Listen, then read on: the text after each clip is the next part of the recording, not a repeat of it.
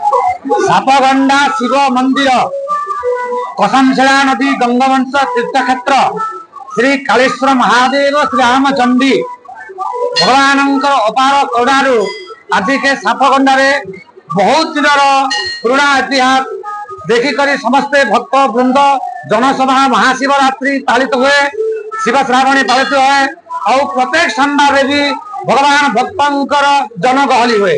बहुत भल लगुचे सापगंडा आसिक आम दर्शक के एति अनुरोध करूँ सापगंडा आसन उपभोग करन पूरा खूब खुशी बाबा के जेटा दर्शन करबे बहुत खुशी पाइबे। सरकार के टिके आम एति अनुरोध करूँ इ जगह के आमर आउ टिके आगे बढ़ाले बहुत भल हेता। आज्ञा मुई धर्मगढ़ कलाहांडी जिला धर्मगढ़ ब्लॉक रो डुनुगुड़ा ग्राम रु आसे मुई ए पाखरे भगवान करुणा लाभ करवा लगी आसे।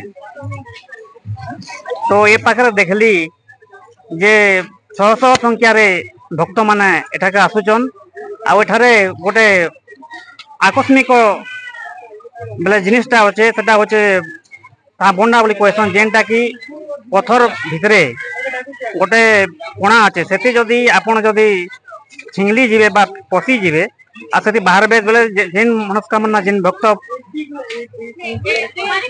एटा बोले मनस्कामना कही पूरण हेसी बोली विश्वास कर दिया जाए।